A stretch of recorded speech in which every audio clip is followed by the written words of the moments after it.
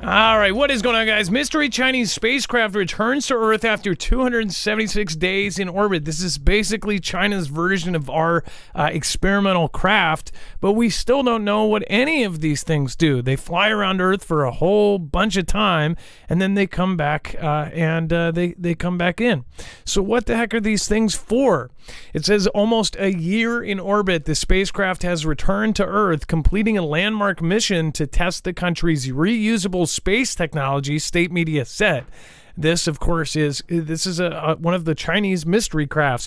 It says that an experimental Chinese spacecraft has returned to Earth after staying in orbit for 276 days, China's state media has reported. The spacecraft completed a landmark mission to test the country's reusable space technologies, the report added. State media said that the uncrewed spacecraft returned to the Jiuquan Launch Center in northwest China as scheduled. The spacecraft first launched in early August 2022. However, no details were given on what the spacecraft was, what technologies were tested, and how high it flew into space. Images of the craft have also yet to be released to the public. It says the test marks an important breakthrough in China's research into reusable spacecraft technology that will provide more convenient and inexpensive ways to mount future space missions. So one thing about, from what I have seen, is I believe, and I could be wrong about theirs, but to think about these things that are basically these rockets that are strapped onto the bottom of planes, they can go up, they can launch from a plane, and then go up, spend a year in space, and then when they come back down, I don't know if they actually reattach or they can just land like a normal plane once they come down. But it's quite a trip. They say this thing was in space. What kind of thing was it actually doing, though? We'll talk about that and much, much more on tonight's show, and it is a later show, so again, we've got a lot to cover in a short amount of time. So stick around. We'll be right back right after this.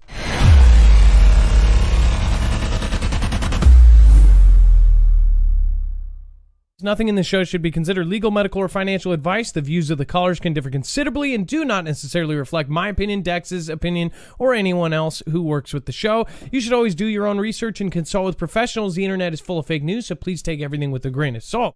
If you have not already, it helps us out if you end up going through any of our affiliates, and it helps you out if you end up protecting yourself against cybercrime. NordVPN is one of the best and one of the easiest to use. If you do not have a virtual private network, it protects your IP address, which is your online identity, which actually connects to your real address and everything else.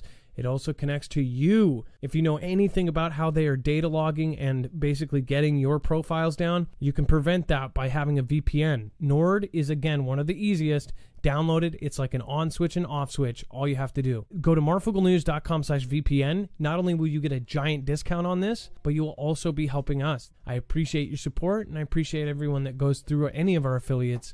Can't say thank you enough.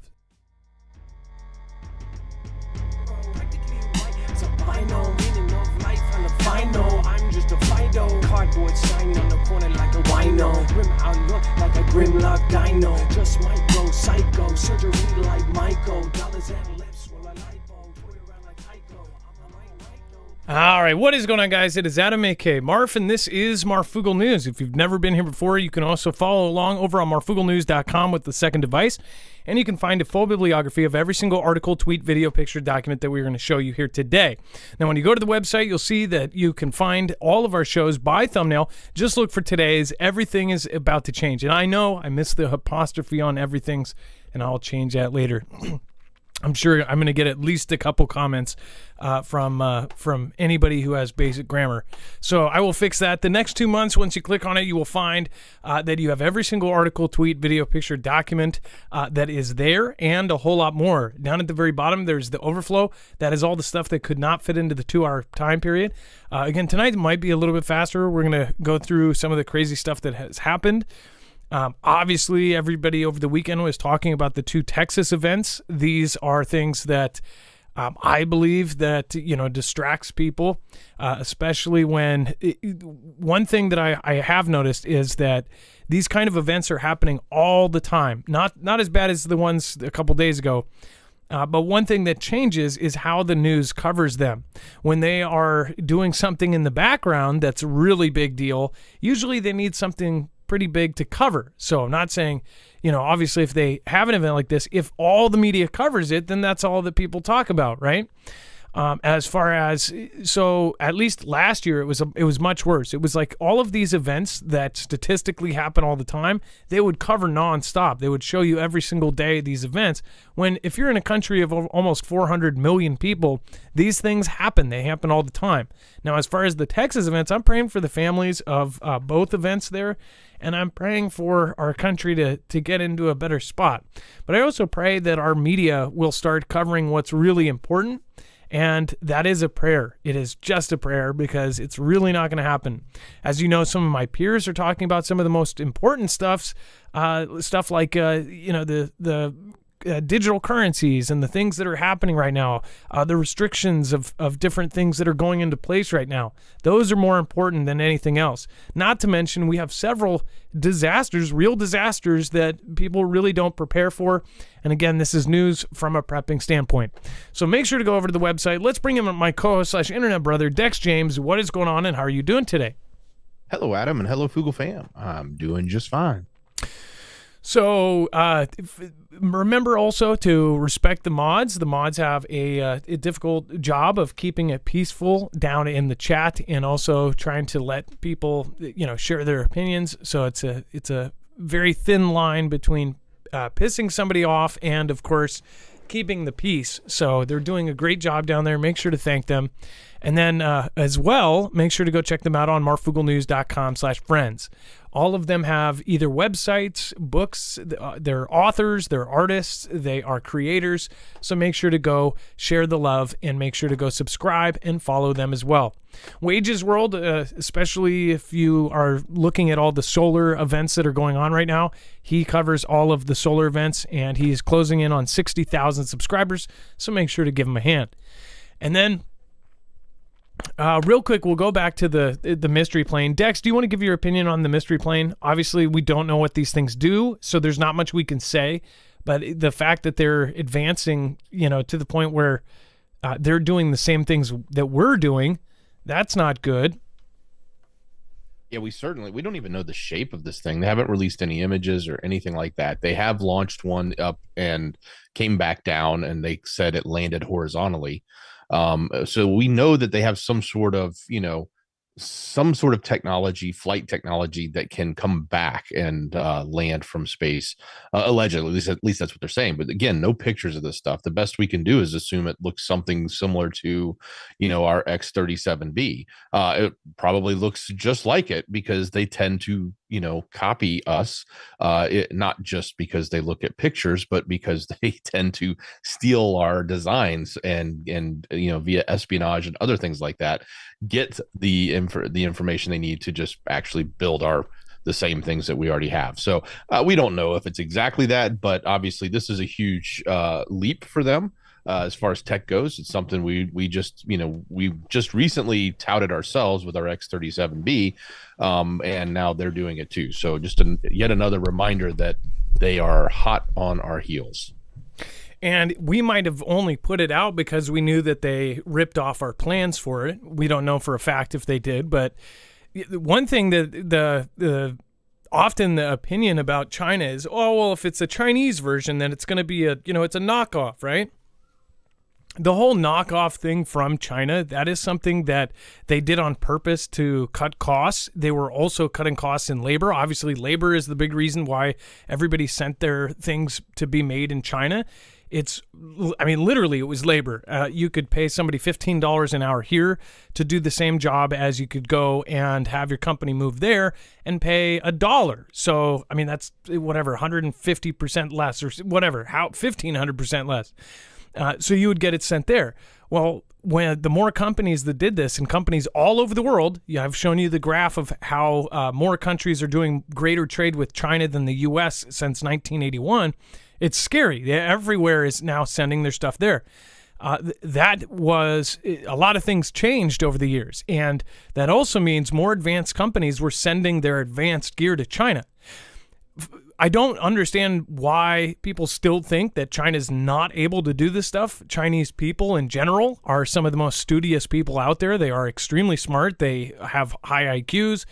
They go higher percentage of them, their culture than anyone else go to higher learning, along with the Indian cultures and other cultures that really put a focus on education. And then, of course, we would think, oh, well, they don't have the right gear. Well, they have all the gear in the world now, literally in the world. All of these countries and companies have sent their gear over there to make. Now, if they steal our gear, that means they're going to be up to par with us. People say, oh, well, just because they make it, they are somehow less than ours. You're thinking of the Amazon, heating pad or something that they basically looked at the picture and redesigned and packaged for, $50 less. That's one thing, and that's done on purpose. When they want to make high quality stuff, they do. And that's what they had to promise, and they had to show all of these companies around the world, hey, we can make high quality stuff, we just don't do it on purpose. And all of these companies, one by one, went over there. Now almost all the top 500 Fortune 500 companies, they're having their stuff made in China. And that's terrifying because it has not stopped, and it's only gotten worse over the years. And now we make nothing here, almost nothing, besides smaller businesses and smaller things and smaller companies. And some of the companies that do make stuff here, heck, half of them have been canceled by now because of their how they see things politically. So it's really, really bad that they are on this level at all. And then the FDA, people can eat these gene-edited pigs. Yeah, so the more and more of these that we cover over the years, this is all stuff 5 years ago when we covered things, and even the suggestion of people eating bugs, people laughed it off and they said, yeah, they say this kind of stuff all the time. Now this stuff is more and more accepted.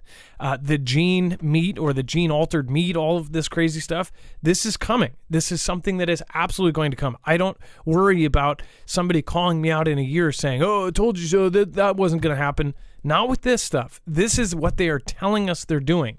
It says the United States Food and Drug Administration has authorized gene-edited pigs entrance into the food chain for human consumption as German-style sausages. Hold on. I just got to take a note real quick.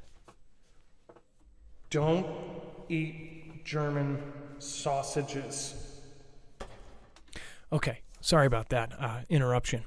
Gene editing can make changes in an organism's DNA that could occur in nature or through selective breeding and would take much longer without a tool like CRISPR. They are literally using CRISPR on pigs right now that we are supposed to be eating. If you don't know why this is a bad thing, then I don't know what to say.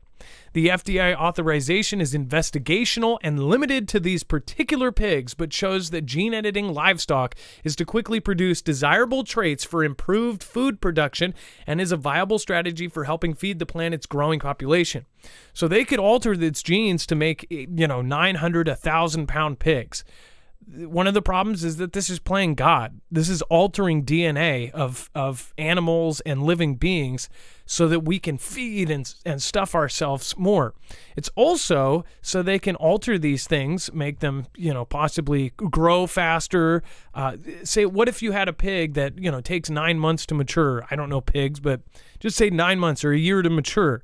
They change its DNA so this thing is like a, swamp thing and grows in 3 months, cutting the growth time in 2/3. So you could grow just as many in 3 months as you would be able to in 9 months. And you could actually grow 3 times as much because in 9 months you would have grown 3 batches of pigs that you could slaughter and take to the slaughterhouse.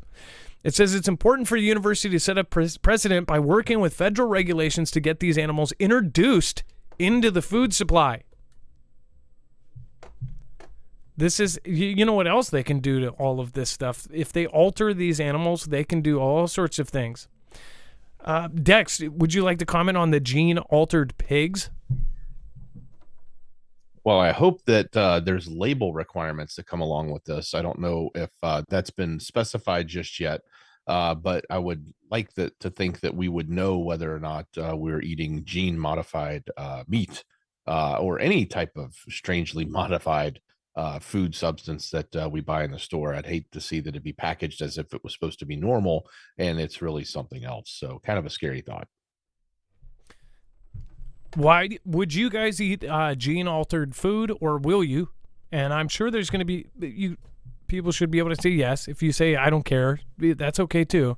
You don't have to be a drone and think like everybody else. But will you eat gene altered food? Press 1 for yes, 2 for no, or 3 maybe. I'd love to see how people react like this. And then thank you, Carol. Thank you, Zenwin AZ. Thank you, Nana of Montana, for the super chats on the last show. Thank you, Blue Boy 1968, Jerry Schurtz, Stephen McMahon, KT Cleans a Lot, Justin True, Tennessee Mountain Girl, JR Pale Horse, and of course, K. Parker Frazier. Thank you, thank you, thank you. Brian Sabia, Richard Koschmeider, and Isaiah Almanza, along with Mitchell Wintro and Bible Talk 777 and Ilea. Thank you guys for supporting.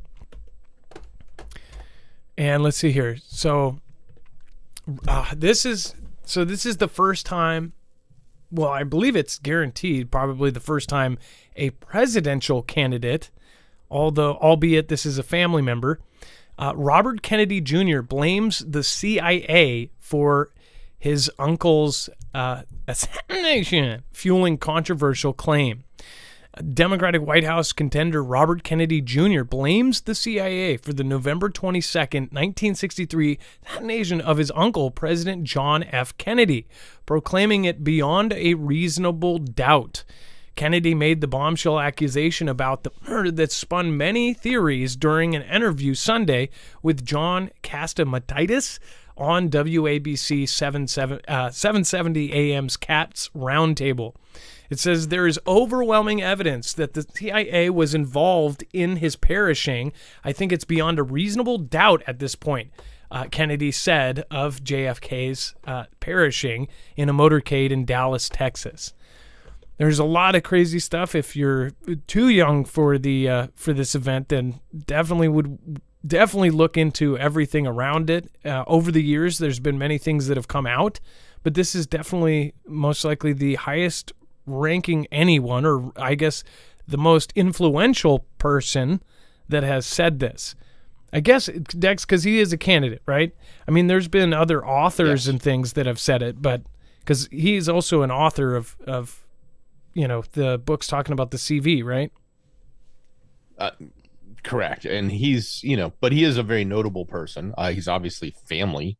And I'm like you. I can't think of anybody else with this much, with this kind of proximity to the family or this type of potential stature, in the sense that they're running. I don't know if he's going to win, but not an unknown name running as a candidate to make a claim like this. So again, it's not something that in our community, we all look at different rabbit holes, and this is certainly one I think everybody's probably seen or talked about or heard about. So it's not like it's breaking news or anything.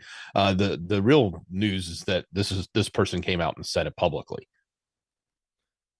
So one quick, I didn't realize, call me stupid, I've covered a lot of stuff on him, and I've seen so much of the news. And then is he the same Kennedy that wrote the book on CV and all of the crazy stuff that happened there? Yeah, he's the one that's against all those things that you put in your arm. I'm just so surprised he's still on the D side of things, right? Because if you look at, even if you were a late, say if you were a late 1960s liberal, back then, liberal was this, right? If you kept your same values, now the middle has basically moved to where now you are considered on this side of the aisle. If you believe in free speech, if you believe, certain things, you'll actually be moved over to the other category. So I just wonder, it's kind of crazy that, I wonder what kind of chance he has being in that party with those beliefs. I wonder how, and then would he beat out somebody like, if he did for some reason become the actual nominee, or if they picked him to be the nominee or whatever, would he then go up against DeSantis or T-Man?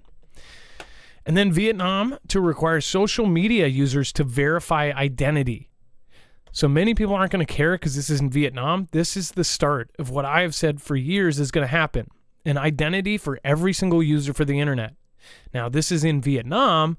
That's one thing, but this is coming everywhere. And I bet you there's going to be an emergency or some sort of thing that ends up happening that they are going to then offer us the solution or say, we have to fix this. We can't have this happen again. Some sort of hack or deep fakes that get so bad that they cause a international crisis or something to the point where they say, this is for all of our own safety. Every right and everything that they've done has essentially been a response to something horrible, and they don't let that disaster go to waste. They use it to then change and restrict our rights. As far as, identifying every person on the internet, the whole point is the whole reason why it's a good thing that it should be anonymous in some ways, or at least somewhat, is because people are afraid to share their opinions if they're if people know exactly who they are. Or I would assume that if you track every single person, I think it would change a lot of things with the internet. People would be way more afraid to share things freely. Already, many people don't realize they're being tracked and traced, and everything they do say, and they say some wild off things on the internet, they are getting put in some sort of list, right? But as far as, there's still things like VPNs and things like this. But it says that Vietnam is preparing to make it mandatory for social media users of both local and foreign platforms to verify their identity in a bid to rein in online scams, state media reported on Monday. It says the measure, part of the telecommunications law amendment, is to be issued by the end of this year, will enable law enforcement agencies to track down offenders using social media to break the law. It says state-run Voice of Vietnam newspaper said. There are times when authorities can identify social media account holders that violate the laws, and but cannot track them down because those criminals use cross-border applications. VOV cited information Deputy Ministers Nguyen. It says unverified accounts, no matter on local or foreign platforms such as Facebook, TikTok, YouTube, will be dealt with. They will track you down. But what if you say something against their own government, right? You say something about a candidate or something. You can't say that. In certain countries, you can't say, hey, I don't like how the government's running the place. And if you do, they're going to track you down because, well, in the future, you're not going to have the ability to use things like VPNs and things like that. Dex, how would they even do that? I mean, I guess, would they just make it to where anybody that accesses the internet would have to have some sort of digital ID? The easiest way to do it is to go after the companies themselves. So you would require that if Twitter were going to operate in your country, then Twitter would have to abide by those rules. And all these social networks know that. They do it every day. Like, for example, here in America, all the social networks abide by COPA laws, which is the Children's Online Protection Act. So they require people to be over 13 or if they want to ask certain information. So they know what laws they have to abide by if they want to be in those countries, and those companies are the ones that are at risk. So really that's probably how they'll go about doing it, is by forcing each company. And if a company doesn't comply, then they'll block it from their country. And this is what Elon is getting crap for right now, because they're saying that he censors people under other countries' laws. His point of it says this is their country's laws. We have to abide by their laws, and we have to do what they say. So if Vietnam does this, then if you want to join Twitter, you have to send in your ID to Twitter. What's crazy, though, is this doesn't that put then the responsibility on Twitter to have a department that actually gets the ID from somebody in Vietnam? Would that be correct? Yes. Yeah, well, that's typically how it works. They make rules and processes around those laws that say this is how you verify, or this is what you have to do. Like for COPA, there's certain questions that have to be asked, like how old are you? And if you say you're under 13, then you have to deny service, right? That's the litmus test that they put in that law. But they could put in a mechanism that says, hey, we have our own ID verification system the government runs, and you have to integrate with that. Or they could just say you have to use a system that verifies these 3 different things, and you have to validate that with us on a regular basis and prove to us that it works. Something like that. I mean, there's all different ways they could go about creating that type of regulation. And then we have Florida bans Chinese citizens from buying land. It says, we don't want the CCP in the Sunshine State. This was a DeSantis quote. It says, Governor Ron DeSantis signed legislation Monday banning Chinese citizens from purchasing land in Florida unless they're also a U.S. citizen or permanent resident. Many people do not find a problem with this because there is this is racist. This is if you are a U.S. citizen or a permanent resident, so you can be Chinese, you just cannot be a Chinese citizen straight up buying property in Florida. I would love to get your opinion on this. Again, leave it in the comments down below. It says, we don't want this to be in the Sunshine State, says DeSantis said at a press conference in Brooksville, Florida. We want to maintain this as the free state of Florida. It says the Republican governor highlighted concerns about the CCP making a concerted effort to acquire farmland throughout the United States, including in Florida. Food security is also national security, and we don't want the CCP in charge of any food production, DeSantis said. China owned 352,000 acres of U.S. land in 2020. According to the U.S. Department of Agriculture, about 1% of total foreign-held acres. Canadian investors owned 12 million acres the same year, the most of any foreign country. Senate Bill 264 also banned citizens of Russia, North Korea, Cuba, and Venezuela, labeled countries of concern, from owning land within 10 miles of military bases and infrastructure like airports and power plants. Well, those are adversaries. The thing is they're trying to say that this is somehow racial. Just my personal opinion is that these are literally our adversaries. So even if this was Canada and if they were our adversaries, doesn't matter what creed or color or religion, they are adversaries. These are countries that we are currently about to be at war with, or that just makes sense. In my eyes, again, it's not going to be a popular opinion for everybody, but I mean, if there is something there that essentially lets U.S. citizens or Russian or Iranian or Syrian, any citizens that actually live here are permanent residents, then they can buy a place there. That's fine. We should not be selling all of our land to other countries. Really any country, right? If they are just buying it up and taking all of that money outside of our country. It's just, it seems to make sense. But again, people want to take that and turn it into something else. They want to label it. They want to say it's something else. But again, what do you guys think of this? Dex, it shouldn't be a huge issue for them to do this. But now the media has turned it into something pretty big. They're labeling people that agree with this.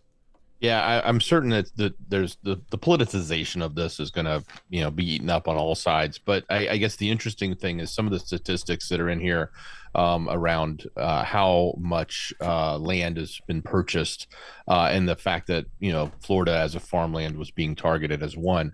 I think we also have some experience and anecdotal at as far as what I'm about to say, but I'm sure people that live there will tell you this, and I'm sure there are probably studies and or if not actual research that can prove it. But in California, there's a ton of outside investors in China and other places that buy up properties. They buy them up left and right. They're not living in them. They're buying them and holding them and owning them. And we don't know what they're doing outside of potentially renting them or holding them and selling them.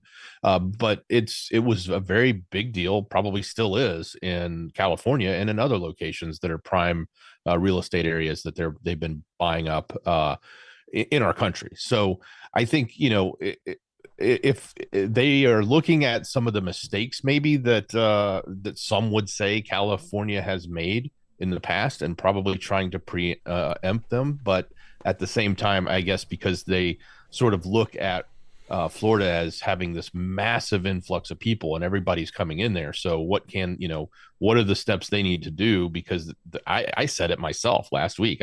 Florida's looking like the next California because of the fact that it's like everyone is moving there and it's getting kind of crazy. So I'm not going to judge one way or the other on whether this is right or wrong, but you can definitely see the intentions here. And we've definitely got a lot of anecdotal things in the past that have happened in other states around massive purchasing of property, especially quick cash offers. I mean, I have friends over there that like you couldn't even buy a house. You want to buy a house, the first three people there had cash, and they were not citizens. They were foreign. They were representatives of foreign investors.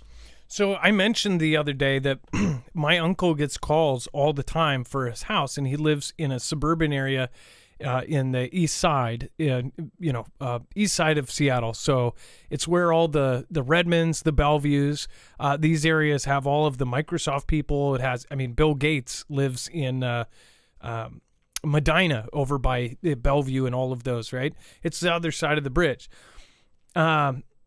Gets weekly calls. After I said this, weekly calls to buy his house cash for over what it is worth. And they're serious. They say we represent investors, and it's always the same kind of accent. They're basically saying we have investors and we want to buy your house and we'll buy it right now. And, no questions asked. We'll do cash. And anybody that I've talked to that has bought a house recently, they have lost the house that they're bidding on. Not like at price, or not even 50,000 or 100,000. Some of them have gone 200,000, 300,000 over asking price, and they're paying cash. What seller is not going to take that? If they're selling their house for $900,000 and they're saying, "I'll give you 1.2 million and you'll have it in your bank account today," who is not going to take that? This is insanity. And what they're doing, and they're grabbing whole neighborhoods, and they're actually artificially changing how the prices are in these neighborhoods, because if you have massive investors, and say it might not even be that country, say they're buying up, snatching up every piece of land and every house, then it's artificially telling people like this is the hottest area ever, when really it's foreign powers buying up these pieces of land, and they're allowed to. And then they turn around and rent it to, they hire a company that basically manages it and then rent it out to people. And when it goes up, of course, they're going to keep and hold on to that. That takes multiple places out of the buying field for somebody who may have been born and raised here. It's happening. It's the truth. And it offends people to tell, it offends people to tell them this. It's crazy. Go ahead, Dex.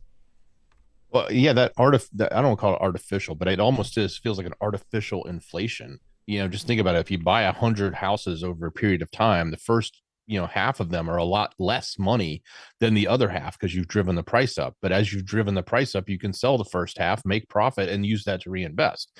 And that may be part of what they do. But the other point I want to make is it seems like there's no reciprocation. We can't necessarily go buy property in China. So it might be a little bit easier to say, hey, if you want to be a foreign owner of land in our country, you got to have the same rights for people in our country to own land in your country. That reciprocation might be a better path to this, but you can't do that over there for our citizens. Yeah, you can't buy a house in the ghost cities. You can't buy a unit in Beijing. In fact, they don't even own it. The citizens there. This is the crazy part. When you are a citizen of China, you don't ever truly own anything. China can take that back at any time. It's built into how their country works. Everything, and including if you own a company, if that company gets to a certain level, and even at the little levels, you're giving money back up to the top like taxes. But if you get to a certain level, it's like you are directly working with the CCP. It's nuts. Thank you, Fairies of Venus. Thank you for the super chat. Thank you. I appreciate that. And I believe you'll probably be the top donator tonight. That's $100 super chat. Thank you. You didn't have to do that. It is much appreciated. And thank you so very much. It is appreciated. And thank you for supporting Independent. Fairies of Venus, again, thank you for showing support. Again, I appreciate it. And then Flex Tactical 1500. If you guys haven't seen these, make sure to go over and check out the new pre-orders for the new designed by the U.S. Air Force along with the Air Force Research Laboratory. These ones actually have heaters in them that can deal with extreme cold temperatures. They're water and dust resistant, and they have incredibly strong military-grade latches that end up connecting the batteries. This is a military or basically a tactical version of the Flex 1500. This is the modular solar generator system that, again, has all of the inputs and outputs on the top and the bottom of the batteries and the head unit, so they work like Lego. You can actually add different mods to change the overall performance of it. You can actually add a mod to be able to take in 3 times as many solar panels. You can add a mod that makes it an uninterrupted power supply, and you can also add any mod that they may make in the future. So essentially, you can have this as a portable generator that you can throw in your truck, take to work, power your drills, or go camping, power a TV or something in the woods. Or you can end up expanding it up to 96 batteries and make a home unit and make a virtual wall out of batteries if you want to. The other cool part is that you can basically build it as you go. If you want to start out with a single battery and then build it, that's what you can do. And the greatest part about this compared to some of its competitors, one, it's built better than almost anything out there. They're built like tanks already without being tactical. The regular version is. On top of that, there is no external cords unless you go over 5 batteries. 5 batteries can actually be in a stack, and it doesn't extend the footprint. You don't have giant cords going out from the side of it. That is one of the biggest things, because you can stack these right next to each other without cords separating them. And then again, you get a special discount when you use our code. You end up supporting independent news. You support our channel, and you end up getting a big discount as well. So go over to marfooglenews.com/energy, INERGY, and then make sure to use the code Marfoogle, and you will not only be supporting us, but getting a discount. Also, check out the X2. These ship out a lot faster because they are lithium ion phosphate, and essentially it holds longer charges or more charges, and this can actually be used for 16 years, using it from 100% to empty and charging it every single day, and it will still have 80% capacity of its battery. So essentially the technology lets the batteries last longer. This is a built-in, so the battery is built in. It is larger than, say, a standard Flex 1500 battery. But it is not expandable. You can actually dual link them, so you can connect up to 2. So this is a perfect solution for RVs and van lifers, and basically somebody who basically needs a good amount but doesn't need to power a whole home. All right, and then that again is available over there as well. And then China has been spurging on gold for the 6th month in a row. Like, being real about this, we've shown you everybody is snatching up gold. And it's to the point where obviously not very many people are really secure with how our dollar is going. There's lots of chatter about our dollar and de-dollarization and about a financial collapse. One thing that countries do to kind of hedge against that is to get gold. Well, China is buying up gold like there's no tomorrow. It says China added to its gold reserves for a 6th straight month, extending a flurry of purchases as central banks around the world expand their holdings of bullion amid escalating geopolitical and economic risks. China raised its gold holdings by about 8.09 tons in April, according to data from the State Administration of Foreign Exchange on Sunday. Stockpiles now sit at about 2,076 tons after the nation increased reserves by about 120 tons in just the last 5 months through March.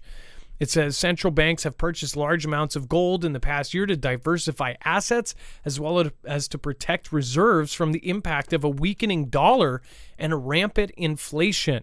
While inflows moderated in the first quarter of 2023, volumes were still at historically elevated levels, according to World Gold Council. It says that the voracious appetite for gold has helped prices scale near record highs as market fret over the slowing U.S. economy and signs of persistent credit stress. Geopolitical risks stemming from increasingly fragile Sino-American relations are also boosting the safe haven appeal of bullion. The recent buying spree of China has began in November, is the first since a 10-month run that ended in September 2019. Prior to that, the last wave of inflows ended in late 2016. So they are stockpiling a ton of different things. We've talked about this many times, but if you're new here, they're stockpiling food, they're stockpiling wheat, they're stockpiling corn, they're stockpiling everything you can think of, including natural gas, like they are preparing for something. Maybe sanctions for a conflict that hasn't happened yet. I don't know. But all of these countries are buying up gold like the dollar's about to go out of style. Dex, they are grabbing up gold like there's no tomorrow. Yeah, to put that in perspective, that's about 100 and what was the number? I'm sorry. It was 100 and something billion in gold. But the other interesting thing is, just to put it in perspective, they report, or the World Gold Council reports, that the U.S. has reserves around 8,000 metric tons, 8,100 metric tons in 2021. So if they've moved their number up to about 2,000, they're significantly gaining on the amount of gold that the U.S. allegedly holds. So I know a lot of people speculate that, some of that's not here anymore. It's been moved or sold or done what. I know a lot of people don't think that there's gold in Fort Knox, although that's where a big chunk of that allegedly sits. So unless we all go there and look, we'll never know. But that's an interesting statistic, because they're up to 2,000 and the U.S. is at about 8,100. So that's a huge jump for them. Obviously, that's a big, if they were to match our number, given the fact that their GDP isn't even our size yet, it's just another one of these many points that we keep pointing out about how they are massively growing in power and in size, whether it's GDP, whether it's trade around the globe, whether it's size of the military, whether it's gold in reserves, added up, it's all there. And, there's been a lot of experts lately that have said that they firmly believe that if everybody went to the U.S. and said, hey, we want to get our gold out, there's a lot of theories out there that they have basically sold gold that they didn't have, kept it up, and that the central banks have sold their gold to keep the gold price down, that they've done it several times to essentially control gold, because gold is the anti-dollar, or at least that's what some believe, that it is the biggest and greatest protection against the dollar. The dollar is a fiat currency that was based on basically what most call a Ponzi scheme. The first dollar was borrowed with interest. How do you pay off that first dollar when it doesn't exist, right? So I hope that people are looking into different things like this. It is now over $2,000, which we told you. We ended up doing some stuff with Noble back last year, and it was just in the last, what was it, Dex? In the last 6 months or something, it's gone up however many hundreds. I think it's gone up like 300 or something in the last 3 months. Or 6 months. Yeah, I want to say it was at least around 1,800 when we were talking about it a few months ago. So yeah, it's in 6 months, it's easily gone up, 10% or more. Yeah. So for those of you that did end up going over to, Noble when we were doing that, would have had. Think about if you put what was it? They gave away the coin at $20,000 IRA or something. $20,000. Added that would be a few $1,000s on top of that. And then China limits data after U.S. research spurred alarm, WSJ says. Beijing curtailed access by overseas firms to China's data sources, at least in part because of a series of reports written by U.S. research institutions that alarmed official, the Wall Street Journal reported, citing people with knowledge of the matter. Senior officials grew concerned about research by American think tanks based on public local data sources that focused on sensitive issues such as collaboration between the military and private organizations.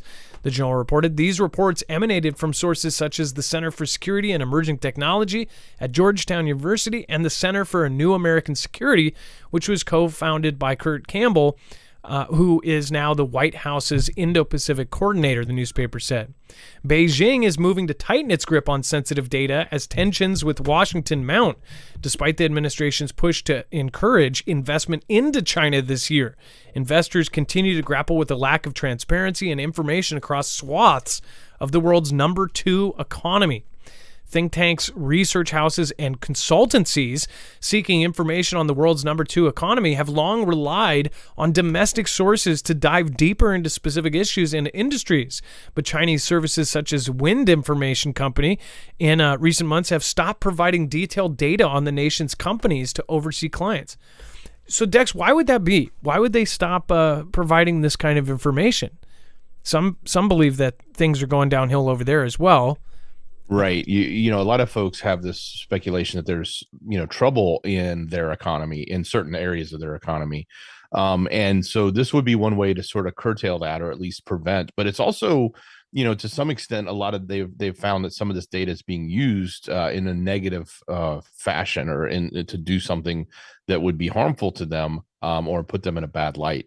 And so by sealing off that data and not allowing access to it from outside their country, makes it difficult for U.S. companies or other companies or think tanks, as they say, to grab this and do the research, or to pull and do the correlations and things like that around different things that are happening there.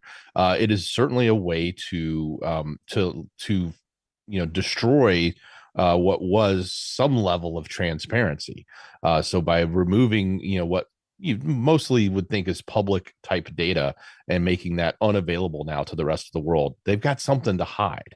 At the end of the day, they're really hiding something, and that's what this is all about. Why it may feel a little geeky, it may feel a little technical, and like most of us don't really understand what are they doing with this data and why does it matter. But it goes back to this whole notion of, the research that goes in when you're making financial decisions. And I'm not saying just like individual financial decisions, but company investments, big things. Where do you want to, where are you going to go and invest and have your, products built or whatever? There's a lot of people that research a lot of that data to help them make smart business decisions. And by them walling it off and closing it out, it's more than likely not a marketing ploy to get more business for China. It is to hide something and not allow people to exploit that data, or to see what may be uncovered in that data as time progresses. Do you think that this, I don't know how this exactly works, but do you think that this could be because they're spending money on stuff they're taking it from, because all of the bigger companies kind of work with the CCP? Do you think that they're moving money around to prepare for a war and they don't want other countries to see that? Or would that not make sense? I don't know if that would necessarily be in the public data that they have. I think it's more they're finding that there's correlations being drawn with that data that is probably harmful to them, or we're going to start to see and exploit information about that, whether it be propaganda campaigns or even just for our own knowledge about what may be coming in their economy that they see the writing on the wall, but they don't want everybody to know. So if they can start to seal off and prevent people from gaining access to this data, then they can sort of control the narrative, which is what they really want to do. Well, I guess we will see in the future. By the way, Kelly ZC3CD, thank you so much for the super thanks on the last show on it. If it goes down, it stays down. Thank you. I appreciate that. And it looks like you did 2. So I hope one of those was not by mistake, but thank you, Kelly. And then Jacques 259 says, thanks, Adam, Dex, Mods, and the Foogle fam. You are all great. I have Facebook, and I would be pissed. I'm 51 years old, married for 31 years, and 4 awesome kids now. Dang, that is terrible. We are praying for our brethren. We need to fix this. Jacques was talking about how we talked about how the cops, or a company that runs facial recognition, scraped billions of photos off of Facebook and other social media, and that includes your kids.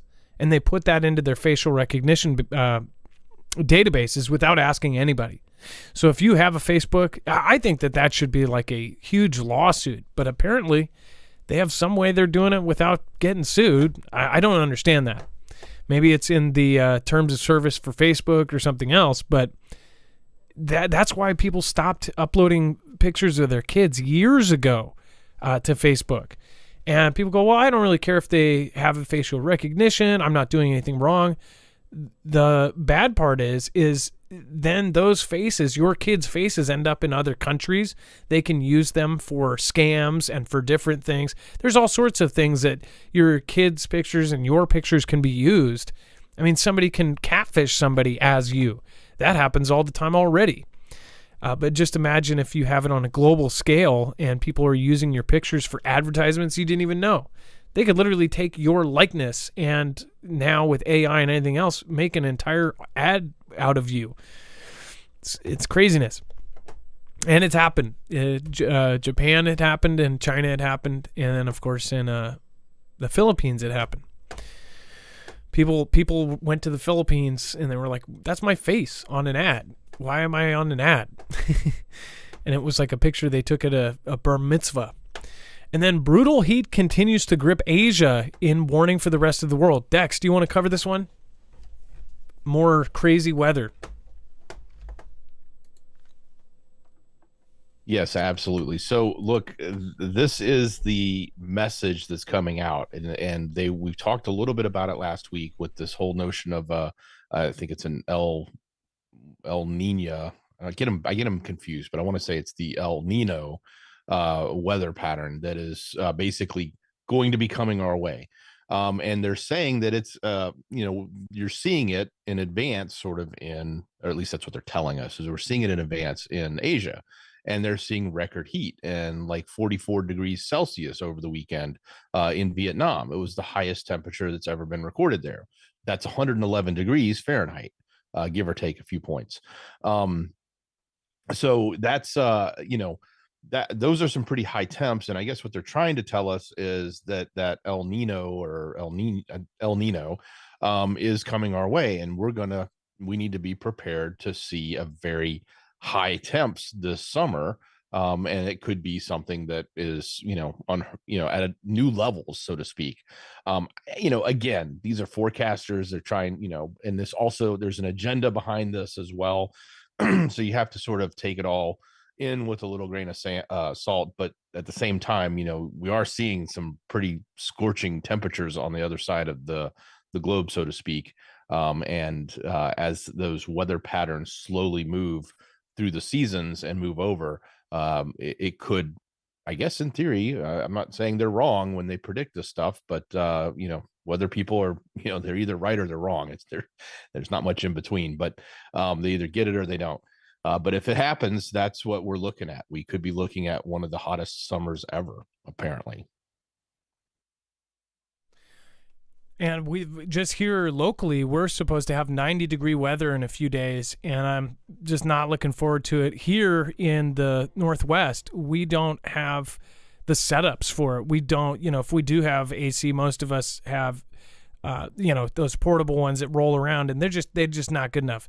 You have to have multiple of them on the super hot days. A couple years ago, 2 years ago, we had a 118-degree day that beat out, I think, historically, Dex lives in Georgia, and they have hot all the time, and it beat their historical high.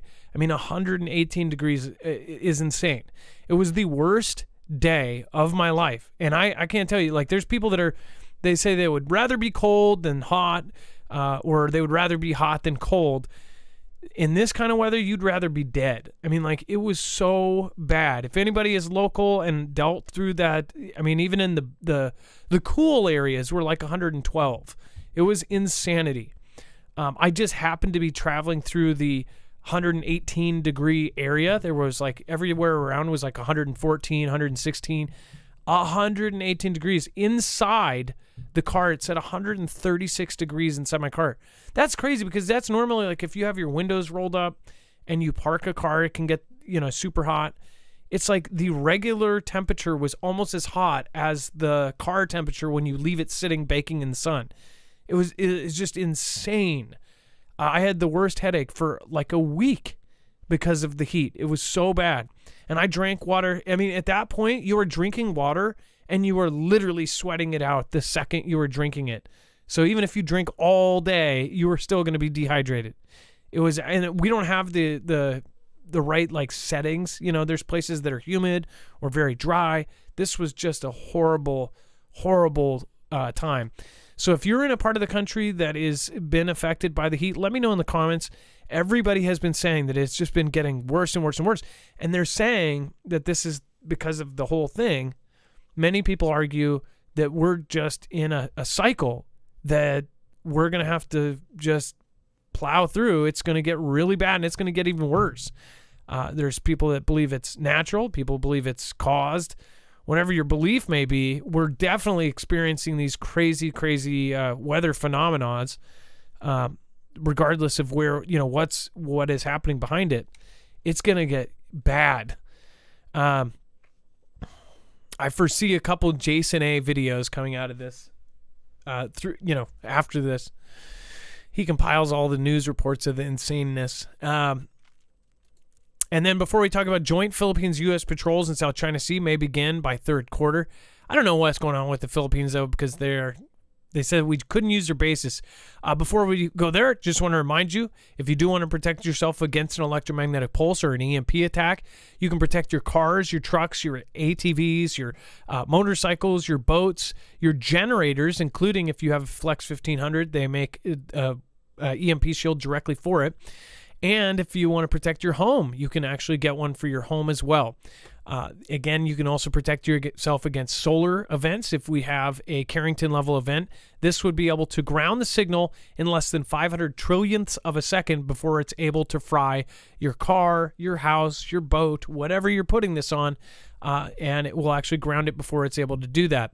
So this is a way that you can protect yourself, make sure that your car gets to where you need to go to bug out, or get home to get to your bug in spot. Or if, again, there's people that are living in their vehicle. Imagine living in your vehicle right now and not being able to go anywhere. That would be pretty horrendous. So I hope that there's ways that everybody can get these. The more people that have them in general, the more people that are going to be better off. If we as a country really focused on preparing, and if it was just trained in the cultural aspect of this thing, like some of the other European countries where they teach it, where they teach how to prepare, where they tell you in media you need to have this stuff, as a mandatory thing, or as, everybody needs this, it's essential. Until we get to that point, people just got to be on their own. The more people that are prepared, the better we will be after a major disaster. And this covers two of the most probable. And in fact, in the case of a solar event, it will happen. We will have another Carrington level event. It's just a matter of when. So this is a great thing to do. And you get $50 off through our discount. It's a per device. So that means if you have multiple vehicles you want to outfit, this can actually protect all of them, and you get a discount on each one. Not to mention they have now the micro. The micro can fit in the palm of your hand. It can fit in very tight spaces, and it's the same protection as the regular EMP Shield pictured. Go to marfugglenews.com/EMP. Thank you guys. Again, we are independent. We don't have a multi-channel network, and we depend on the support of the channel and, of course, of the Foogle fam. So thank you guys. And then joint Philippines-U.S. patrols in South China Sea may begin by third quarter. I think it's a bunch of BS surrounding this whole Philippines talk because they've been talking so much about it. Philippines is a good partner to have right now if they are truly trying to hold China and have them be contained. China's whole thing is China is getting really powerful, and it's by how it's expanding. It's expanding worldwide. They're putting their Belt and Road initiatives all over the place. They're getting loans, and they're having all of these countries be indebted to them. And they're also putting bases, and they're moving their military around the world as well. They're taking notes from the U.S. Well, the Philippines is strategically and geographically in a great place to kind of hold them back, especially if the U.S. is there. But they just said the other day that they wouldn't let us, Ferdinand Marcos Jr. or whatever his name is, Senior. I forget which one it is. But he ended up saying that we will not let the U.S. use their bases for offensive reasons, just for defensive reasons. Sounds a little off if we do end up having to do something, if it's not considered by them defensive, then I guess we won't have them as a partner. But Dex, they are going to be doing these things with them, and this is going to start pretty soon here.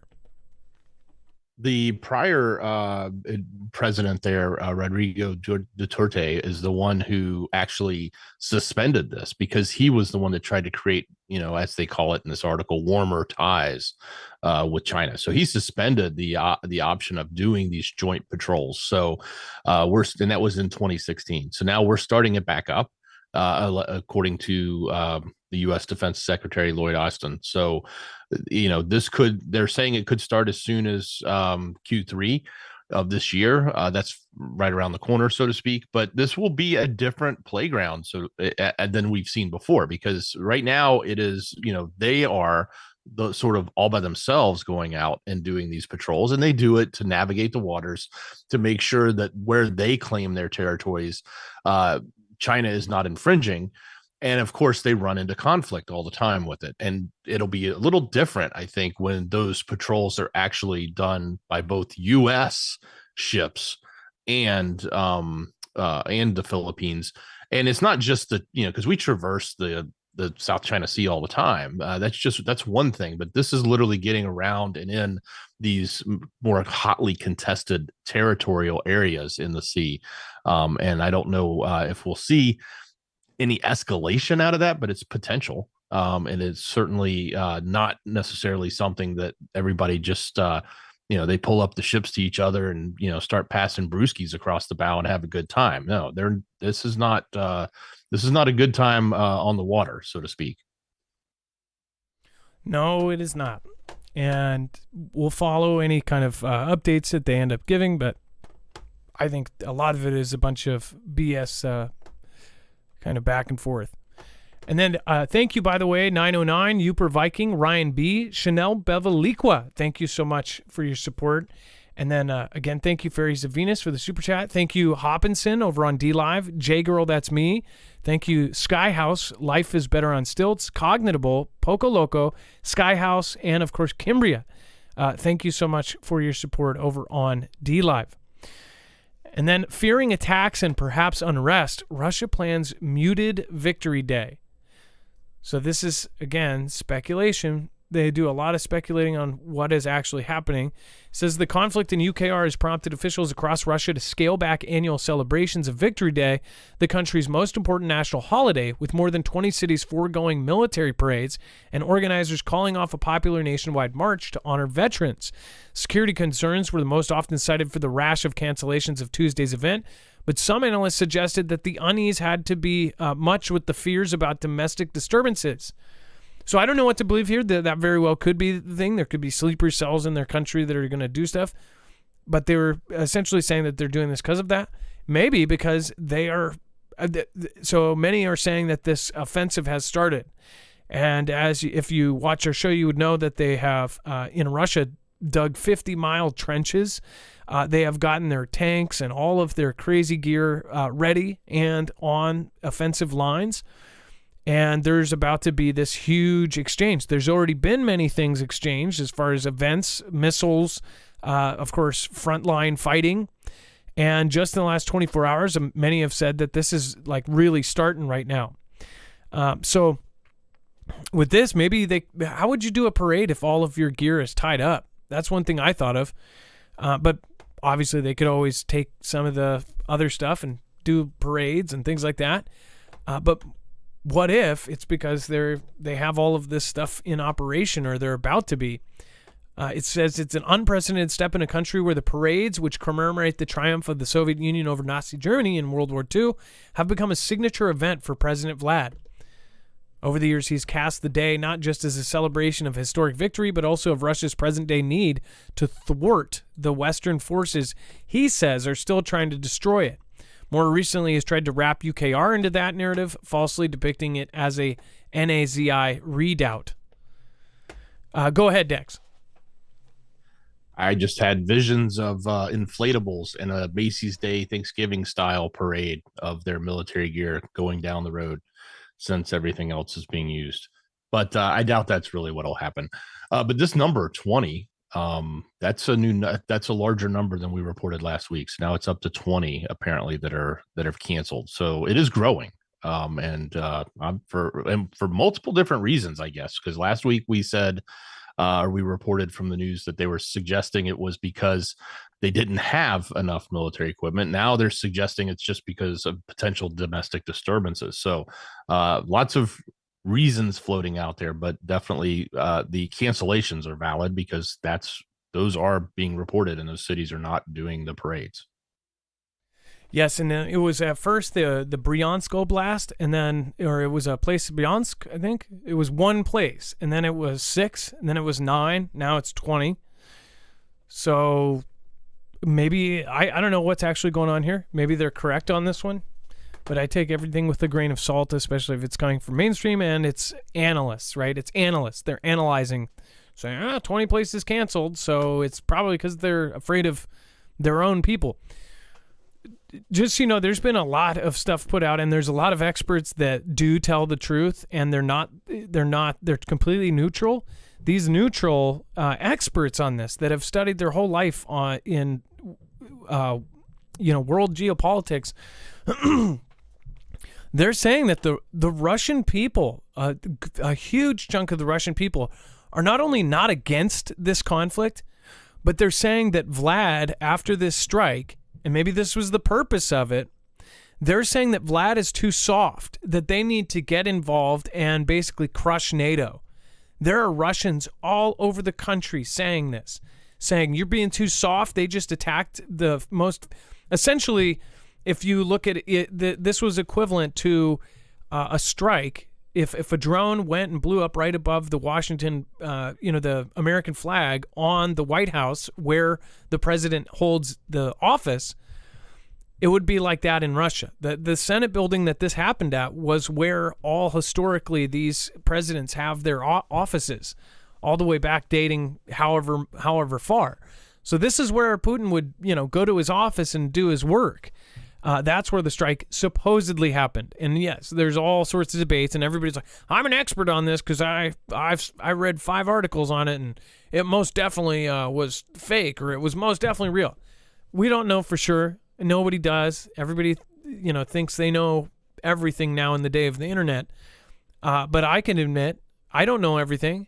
But what I can say is if that is true, and if somebody outside the country attacked that area, this is big trouble. If it was them themselves, then we have other worries. Did they do this to make their people say, you're being too soft, we need to react, we need to attack? Did that just get public support, or enough public support to where people are saying, why are you being weak? Culturally, it's different there. They were brought up a whole different way in Russia. I just hate when you're in any other country, everybody is, of course, proud of their own country, but so then they underestimate their enemies because you can't say that, they're strong or they're, good. The objective truth is that these guys have been brought up differently. There's many countries where the people of that culture have been brought up hardcore. I mean, like, these are not weaklings.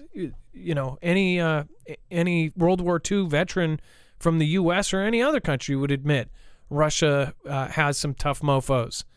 Same with Japan. Same with China. I mean, every country has their tough mofos. Certain countries have more tough mofos because of how they're brought up and how their culture is and how they live. And, there was a good word somebody said for it. It was a fancy saying. It's like, it was detribution without restock or something. Essentially said that, they've had some bad times and there was no resupply coming. And then Dex, go ahead. Hey, I just wanted you to grab an article that was in Screener. All right, let's see here. It's not breaking, but it's going to, I think when we talk about, this parade and we talk about this offensive and we talk about how the dates are coming together and they're really important and what types of things are happening, you kind of have to look at the signals and signs that are happening around. And this is one of the other ones. Somebody in chat had mentioned it, and I looked it up. So this has actually happened. Now, we've seen this before. We've seen a lot of conversations about Zaporizhzhia nuclear plant, but they are allegedly evacuating some 1,600 plus people in that area around it. Yeah, this is So this is what I was this is what I was talking about yesterday, I believe, on Twitter, right? So the 1,600 that were, or it happened early this morning or early yesterday morning. What do you guys think about this? So let's go over to the chat. Let's say hi to Foogle fam here. Why do you think that they're evacuating Zaporizhia? Anybody have some theories now that, since this has been out there for a little bit? Why do you think that they are evacuating? And we'll read some of the replies here. Some 1,679 people, including 660 children, have been evacuated from areas near the Zaporizhia nuclear plant. A Moscow-installed official in the Russia-controlled parts of Zaporizhia region of Ukraine said late on Sunday. Says the head of UN's nuclear power watchdog warned Saturday that the situation around the plant has become potentially dangerous. What do you guys think is going on here? Do you think that they are preparing for something bad to happen there? Is this all part of possible nuke plant attacks, says Occam's Razor? Michelle Cameron, because it's meltdown, I guess. Well, that's bad news this is a huge plant. This is one of the biggest. And they've already gone over earlier in the conflict, if something happened here, then the air and where it would carry the nuclear kind of radiation would cover Europe. Probably expecting an attack in the area, says Willie Hunt. Rip Curl readiness. Could the plant have been damaged a while back and is going downhill? Rip Curl, by the way, hey, I'm glad to see you here. You've been here a lot more lately. Thank you so much for showing up, man. Rip Curl's incredible guy. Go check out his channel. Let's see here. Mingle 64. Baptism is a symbol of bearing old life and rising to your new life in Christ. Mingle 64. God bless. Celtic Warrior. Let's see here. The CP tried to buy 14,000 acres near a call-in, a primate reproduction bot. What could go wrong? Yeah, that's good. Optics on Russia's part, says Nickel Wise. What would the optics for that be, though? So are they evacuating because they're expecting UKR's big counteroffensive to be there? Yeah, and I'm sure. What do you think? Do you think the media is going to spin this into that they're retreating and then they'll probably show UKR at Zaporizhia? I bet you if there's not, why else would they do it? Unless it's a retreat, right? I don't know. Why is there still 660 kids there? Dex, go ahead. I want to say it was the New York Times was saying that there is actually no indication that the troops are withdrawing, just people. And they've actually said that according to UKR military officials, the troops there are actually fortifying their defensive, or they're expanding their defensive fortifications. So, it's, you kind of have to look at all the little pieces. Like, okay, well, if the military's not pulling out, but people are pulling out, then why? Or if the military is not pulling out, people are pulling out, but the military is actually expanding in that location. It's obviously a contested area. It's obviously a dangerous area, given the fact that that big plant is there. I think if I was there and I thought things were about to get bad, I'd probably be running for the hills too. I guess if, since it's been talked about for so long, you would think people would already be gone. Even if they owned, I would be out. And then Russia bans jet skis, ride hailing before World War II tributes. Dex, explain this. Jet skis? Yeah, I think this has to do with the whole notion that they are fearful of some sort of domestic issue.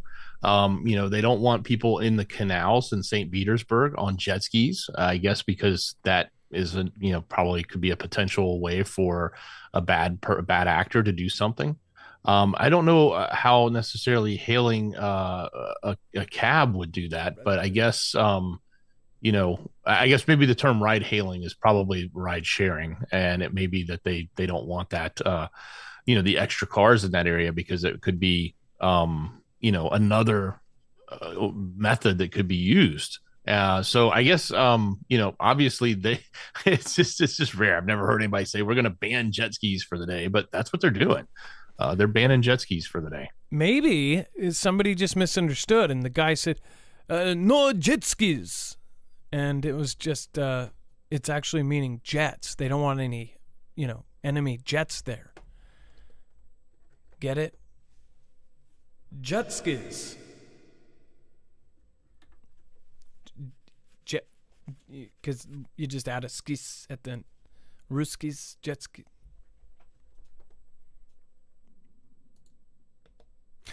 Russian fighter jet skis' aggressive actions caused Polish plane to lose control. A Polish military aircraft nearly crashed into the Black Sea after a Russian fighter jet crossed in its path in a series of aggressive and dangerous maneuvers. Pilots briefly lost control of the twin propeller surveillance plane when they experienced turbulence, and then they were forced to make an emergency landing. It was the latest in mid-air incident between NATO and Russian aircraft, which have repeatedly come in close contact of Europe's borders this year.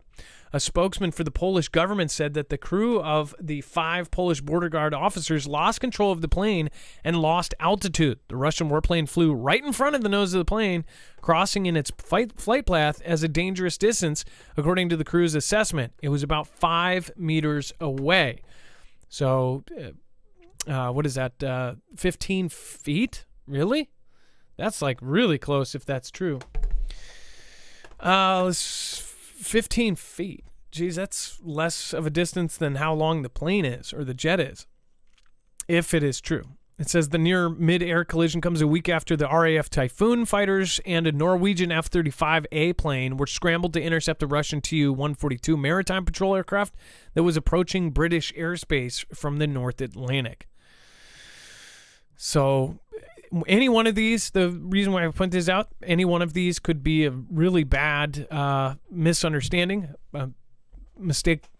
Somebody hits, if one of their jets hits a plane, I mean, that's where you get NATO involvement.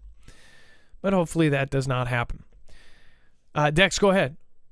Yeah, I mean, this could have easily been a crashed plane into the sea and loss of human life, which would have been very similar to what happened with the drone. But in this case, it could have been NATO lives, and that would have been monumental as far as this, conflict goes. Yeah, and it wouldn't have just been one person. It would have been several, and that's a no-no. If they were to prove that they did it on purpose or that they were essentially doing it out of an aggressive action. And then Russia launches mass strikes on UKR ahead of the May 9 Victory Day holiday. So there's been a lot of back and forth. This is massive. As far as, we always have to take all of the video with a grain of salt, but there's videos coming out all over the place. Russia and UKR are going back and forth with some huge, huge strikes. Russia launched a large-scale wave of strikes on Kiev across UKR. Now, one thing, if you see where they did the air raids in UKR, the map was huge. It was a third of the country, including Kiev, that had all these warnings. And there's folks that followed this live on Twitter, and they follow all of the air raid sirens. In fact, I believe there's one that does all of the different countries. Israel and Syria, all of those as well, and it shows you where all of the areas that are preparing to be hit, and it was a giant chunk of UKR. I mean, it was huge, and it said that across UKR, sowing destruction and injuries. Officials said early Monday, as Moscow prepares for its cherished Victory Day holiday that marks the anniversary of its defeat of the Nazi Germany. It says at least 5 people were injured due to the strikes on Kiev, UKR officials said, while Russian missiles set ablaze a foodstuff warehouse in the Black Sea of Odessa. What's crazy to me is 5 people, right? If you saw all of the different places that were hit, I mean, pretty clearly they're hitting very specific targets. If there were only 5 that perished. So they weren't going for barracks or something. They were going for probably infrastructure, power, whatever else. or, units, tanks, whatever they hit, right? Dex, did you, I don't know, I don't think I retweeted it. There's an image of all of the areas that were affected, and it showed basically 2/3 of the country just red. And they said that these were the areas that they were expecting attacks from. I'd expect them to do as much as they can right before their parade, because they want to go into that and at least show a sign of strength and have hopefully outcomes that they can point to say, look at what we just did. We're big, we're bad, we're gonna win. Well, because they also said that they wanted to have so much done by May 9th. They wanted to have didn't they want to have Bakhmut by May 9th? Wasn't that the goal? I think it was, but I don't know that that's ever going to happen because they keep going back and forth on that one. And then I made some comments about Prigozhin, right? I said, I think the internal drama is BS. And that's just my personal view. I know everybody doesn't agree with me. My thought is Vlad and his country are going to pay this private military, and they're going to sit out there in public, talking to press, all they want, talking trash about Russia. Somebody in the comments said exactly what I was thinking. Sun Tzu, Art of War stuff. Look weak when you are strong, and vice versa. Look strong when you are weak. Look weak when you are strong. It's like it's this big distraction. They have Prigozhin talking smack about Russia and how they're not succeeding, and then they talk smack about Prigozhin. It seems to me like it's all. If you saw the speech of Prigozhin and it's in Russian, in talking, he basically said, "Oh, we're going to withdraw," and then guess what? Last second, he says, "We're actually not going to withdraw." It seems to me like, these two countries went to the same school of propaganda, and they're absolutely known. They are one of the best countries known for their propaganda. So I think it's crazy not to think, or at least consider, that it might be super propaganda. I mean, think about it. You would think they would go, okay, well, we'll just stop writing you checks then if you're going to talk trash. I don't believe it. I think it has a purpose of some sort. I don't know what exactly that is, but after watching him, he seems so fake. Even though he's speaking another language, it's like an act, like he practiced it or something. And before we talk about the dozens of top U.S. diplomats urge president to cease all diplomacy,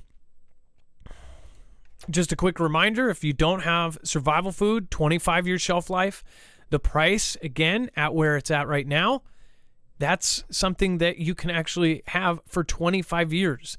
The price has tripled in the last 3 years. If it is to triple again on freeze-dried foods, you will have 22 years left on the shelf. That's what's great about freeze-dried food. It lasts decades, and it takes up almost no space. As far as when they do the process of freeze-drying the food, suck out all of the water and moisture from it, it also makes it a very, very small item.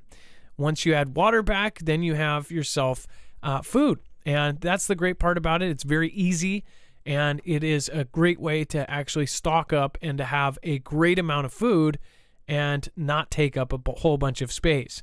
The food is all sealed in Mylar bags and then double sealed into buckets in the case of the 3-month. The 3-month supply right now has all sorts of goodies that come along with it. And again, that changes often. So if you are watching a replay, just make sure to check. Now they have a $200 value of free survival gear that comes with. So basically, you'll have your food covered, and you'll have a bunch of other gadgets / different kit items that will go into your go bag. So make sure to go over to marfooglenews.com/prep. With our link, you will get $200 worth of free stuff, and you'll be helping our channel at the same time. Make sure to go check it out. Again, marfooglenews.com/prep. And Dex, do you want to cover the basically they're saying don't work with the Iran. Don't work with Iran. Right. So I guess dozens of former top U.S. diplomats are actually calling on him, President B, to actually cease all diplomacy with Iran. So I think, we got to keep an eye on what's happening here, specifically because of the escalation between Is and I ran to the store. These two countries are, escalating at greater levels. A lot of it's being done proxied, at least around Is. And Is has made some pretty big statements about stopping their nuclear ambition. And we've just reported, I think last week, that they had suggested that, or they had said, officials had said they have enough enriched nuclear material to create 5 nuclear weapons. So that's pretty significant if it's true. We've seen the oil tankers being seized numerous times now. So things are starting to get to a serious point, and now we've got these ambassadors and others that are signing, or formers, I should say, former diplomats are all signing on to this notion, asking for us to cease diplomacy. So that would be cutting them off completely from a diplomatic point of view. It's typically a step you take before things escalate to the next level. And speaking of which, so right now there's a lot of chatter about a tactical nuke being used by Russia. You have Israel and Iran. They are obviously having the conversations about nuclear weapons, about nukes. The one thing you have to look at is now that they officially are saying that this now counteroffensive and this big thing is happening, even if you are in the mind state of orchestration and everything is planned, then you more likely are looking at what is to happen next. Many of us, including myself, are waiting for this big event, some big event, to end up getting the U.S. directly involved, getting NATO directly involved with Russia. And I believe at that point that the whole Taiwan scenario will kick off at the same time because they know the facts. All 3 countries have looked at it, and every way they've think tanked it. The only way that Russia and China could beat the U.S. is if they are both fighting the U.S. at the same time, or at least that they could do their respective wars and not lose. The only scenario where they end up coming out on top is when the U.S. is fighting a 2-front war. And when that happens, they will be able to take advantage of that. Now, U.S. and all of NATO versus China, Russia, we've got all of NATO. NATO isn't as crazy as it used to be. As we've actually shown you, there have been several countries in NATO that have actually had their militaries downgraded, like down to the 5th level underneath a grade A military. And really, it's the U.S. that's carrying the most of it, the brunt of it. Meanwhile, China has been working with all sorts of countries that have either been neutral or have a beef with the U.S.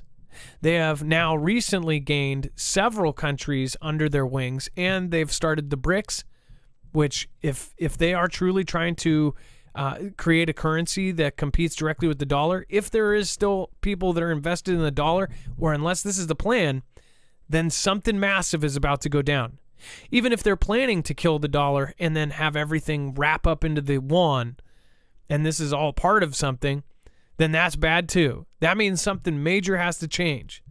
Everything is about to change regardless. My prediction is that we will see some sort of tactical, a smaller thing, and it'll probably be not enough to where everybody's going to like, really, that's what caused this?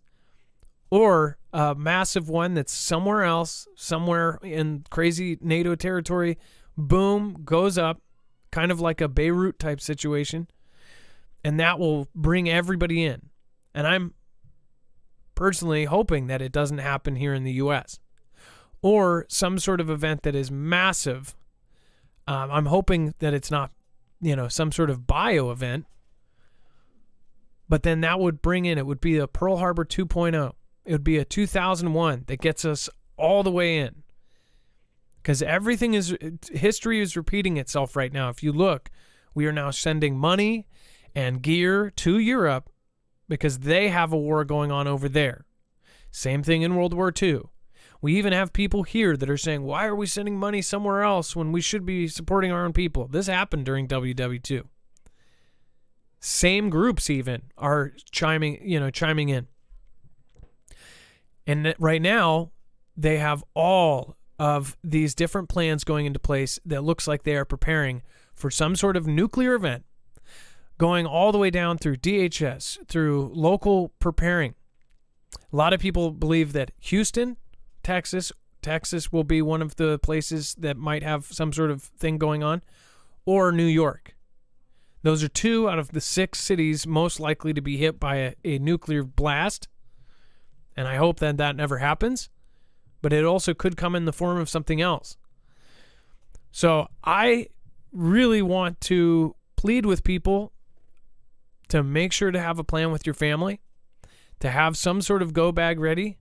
This is news from a prepper standpoint, and I hope that more people start getting on board with this. If you do not have the funds to prep, prepping is expensive, then while you have the resources like the internet, like YouTube, do everything you can to try to get as much of that offline as you can. If you have hard drives that are protected, download some videos to that. Mainly, though, get things on paper, get books. Heck, if you need to, keep renting out books from the library or something. If things go down, I'm sure they're not going to expect you to return them. But of course, return them on time and recheck them out. But also, you can print out things. You can print out instructions. You can print out things that you might need. Guides on what to eat. If you have to, say, go out and eat berries or foods.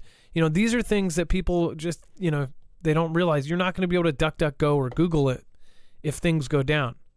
The other most likely scenario is a cyber event or some sort of EMP. If you prepare for one of these main events, then you're most likely going to be prepared for everything. So you can do a little bit at a time, like I said 2 years ago and 3 years ago, do a little bit at a time. This is a long game. Things don't happen instantly. People go, oh, this is not going to be just like that. We've seen the signs, and we told you we're going to see the signs before things happen. And now we've already seen the signs. Things are about to get worse. And this isn't to scare people. It's to tell you my opinion. My opinion is worth what it is. After speaking with military, after speaking with members that are getting memos about protecting their own families, we should be too. If the military are telling their own to have backups, then civilians should be as well. The news and the media and your boss at work is not going to tell you, hey, you need to have a prep plan. Other countries, though, in NATO are telling their people to do that. They're even having drills at grocery stores and things like this. They are preparing their people. We, unfortunately, don't.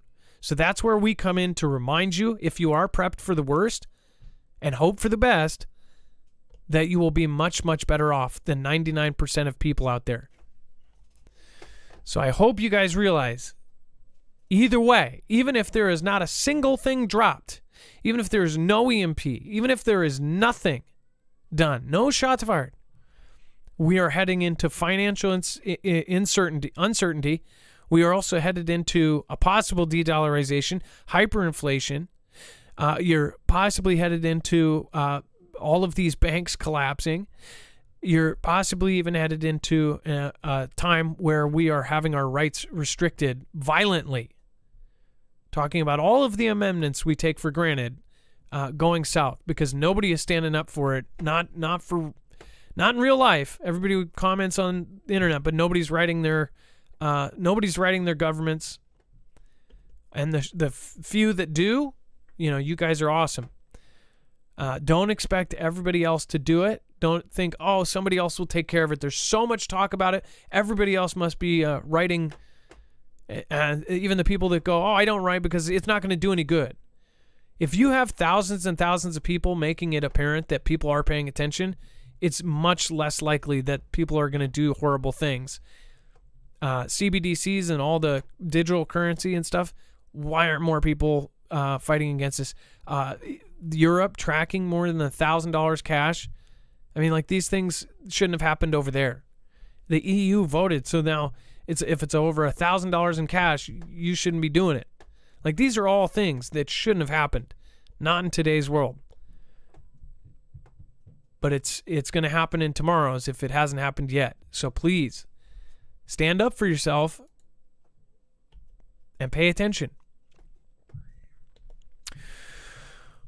We're a family of 6 and have been living in an underground bunker for 3 years. Dex, what in the world? This family's been living underground? Yeah, so this is a family. I guess they're here in Georgia. They bought some land that had a AT&T telecommunications building that was reinforced and underground, and they bought it and for $300,000, and they've been living in it and working on it. So I know this is an interesting topic for many of the folks here. We always talk about the different ways of bugging out, or in this case, they are actually bugging out, but actually bugging in, because this is where they live now. And they've been building this out. Tons of pictures in the article, very long article. I think it goes hand in hand with a television show that has come out called it's Silo is the name of it. It's I think it's on Apple TV. I have not seen it, but it tells the story of a dystopian world underground where thousands of residents are told that the toxic world above is uninhabitable.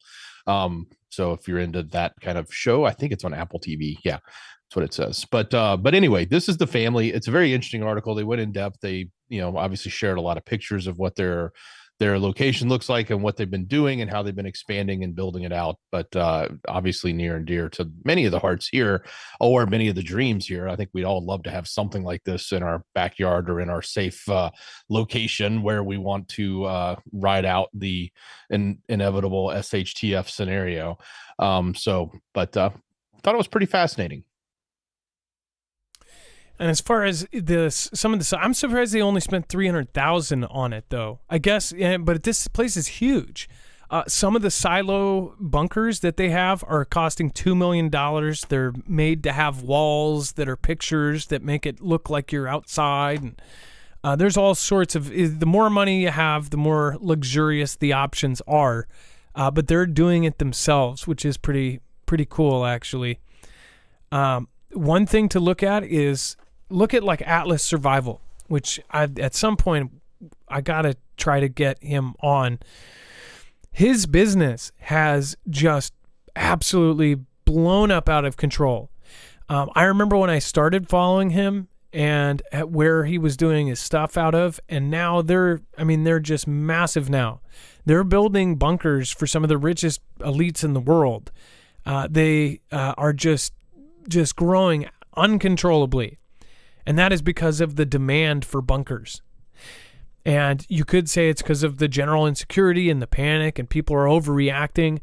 Or you could look at it frankly and say, why are so many people building bunkers?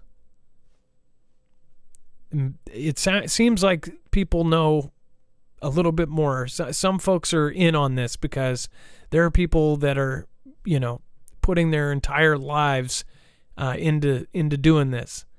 So obviously there are many people that believe we are on the edge, more than before. I mean, there's always been people that have prepped and made bunkers in their backyards and done this, especially over the last 60, 70 years. But it has kicked up a whole big notch since the last 3 years, which is kind of crazy considering the last 4 years were supposed to be where we were going to have everything happen. But it all started off in 2020, really, 2019. We've all been through what they call the worldwide pandemic, and every single country shut down, or almost every single country shut down. I mean, like, people have been through a disaster that no one thought was even possible in our lifetimes, and whatever you think was behind it, they still did it. They still made us stay home. They didn't let you get a haircut for months on end. They made you walk in silly lines and stand 6 feet apart. What comes next? That's what preppers are all about. And I hope that everybody here is really putting their stuff together. We're going to be having a call-in in the next couple days. Let's see here. How did you guys like the last 2 weeks doing them on Thursdays and Fridays? Let me know in the comments down below. We're still trying to work out the perfect kind of system here. But thank you, everybody, for coming today. And thank you, Ed Brown. I appreciate your support. Thank you for the $10 super chat. And thank you, Carol, Zen1AZ, Nano of Montana, Blue Boy 1968 Chappie, K. Parker Frazier, Brian Sabia, Mitchell Wittentro, Uper Viking, Ryan B., Linda Sullivan, Renee Alera. Thank you so much for your support this week. Danish Girl. I always have Danish Girl.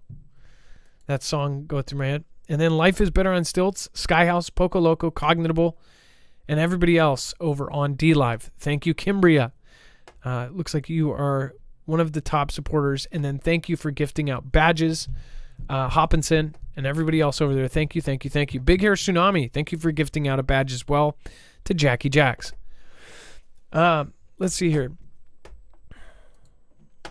And we will follow any of the breaking news and we'll update you guys. Make sure to follow me over on Twitter at Marfoogle. And then let's go over the web only. We have some Happy Days, Scott Baio stuff going on over there. That's right. Head over to marfooglenews.com. Click on the thumbnail for the show, or even easier, just open up that description and click on the show notes link down below. It'll take you right here to this webpage where all the news we just covered, all the links and sources are there. You're going to find this yellow bar about halfway down. It's the overflow section. This is the rest of the story. So Chachi is apparently leaving California due to various reasons. Other people, other celebs like Tucker is in the news. They're claiming he's trying to go and create his own network potentially.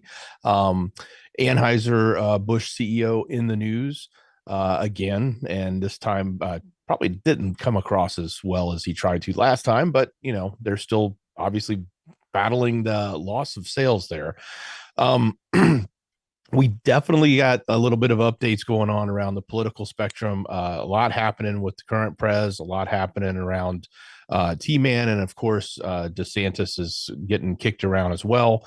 All of that information is in there and covered quite extensively. We do have updates on what's going on down in Texas, especially around the border and other things that are happening. Everyone's favorite astrophysicist is talking about AI. That would be Neil deGrasse Tyson. I kind of jokingly called him everyone's favorite, but we've talked about him before. Him and a few others are talking about AI. So we've got the father of AI. We've also got some other stories that talking about AI. So if you're wanting to follow up on that topic, I know we talk about it a lot here. It's there. Apparently an oil tanker is ablaze in the South China Sea, and it's probably going to have some sort of problem if it continues to make the mess that it's making. And then, of course, we've got a lot of the coverage that's going on in UKR. I know we talked a little bit about, what's happening with the parade and what's happening with the offensive and what's happening with the offensive from the other side before the parade so that they can look good. All of that.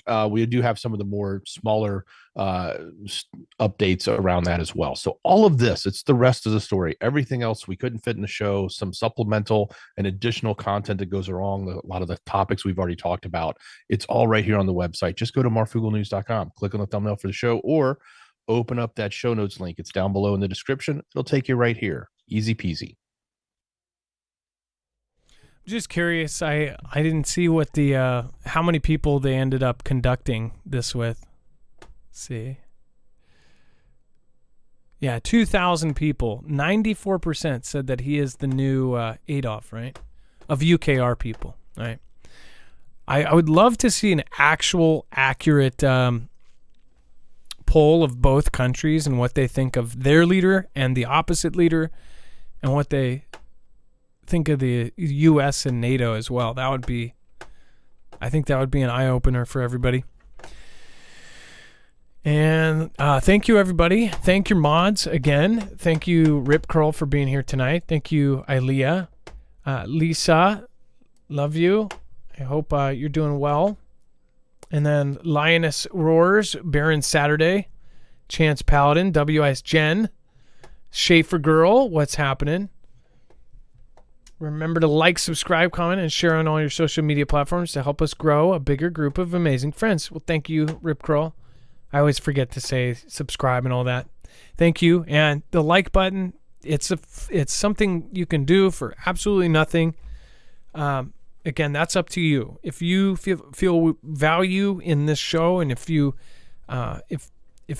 believe this is, again, if you see the work we put in, it'd be very nice of you to do so, but you don't have to. Obviously, it's your choice. I think that's kind of like everything else.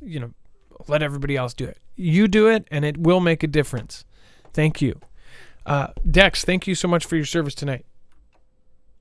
Much love. Great job, brother. All right, guys. We're going to go get the jet skis. And thank you. Be safe, be prepared, and Marf out. It's now time for the shoutro. It's not an outro. It's not a shout out. It's a shoutro.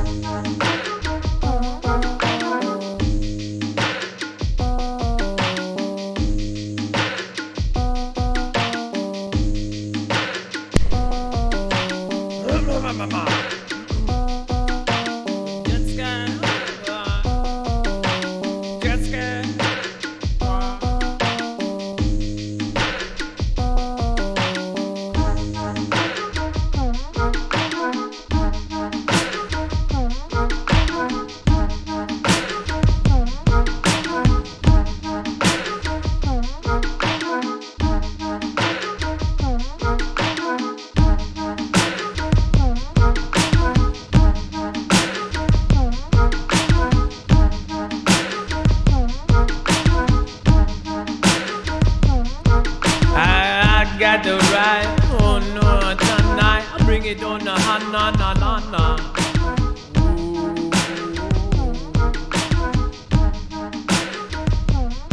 I got the Sean James and the Toe Joseph. I got Daniel about and Mr. Wilson. A Bobby Sue Fry and a Susan Big and Rainbow Snapper and a Mr. Red. A John Monroy's and a still more. Everybody gonna go home. Aluminum expensive. Sandra Crow in the winter. He in the cold. Joe on the road. Todd Joseph in a mic like low. Booty on the mama and the Schaefer girl. Everybody in this whole wide world. Hey, I got a black sheep. Randy on the man and a Mr. BB. Hello, I'm Moody.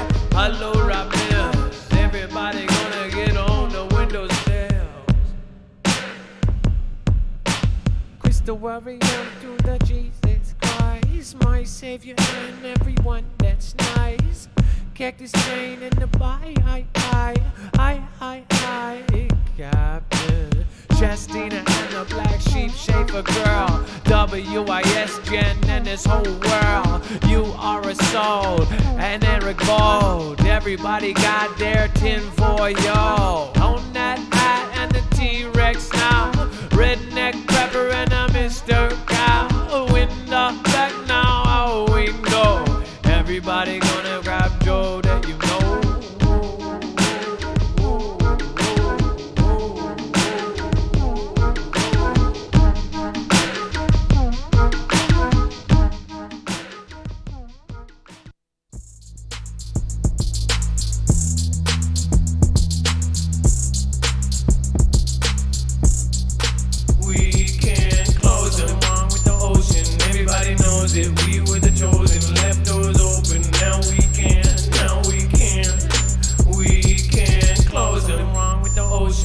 Everybody knows that we were the chosen. Left doors open, now we can close them. Wrong with the ocean. Everybody knows that we were the chosen. Left doors open, now we can close them. Wrong with the ocean. Everybody knows that we were the chosen. Left doors open, now we can close them. Wrong with the ocean. Everybody knows that we were the chosen. Left doors open, now we can close them. Wrong with the ocean. Everybody knows that we were the chosen. Left doors open, now we can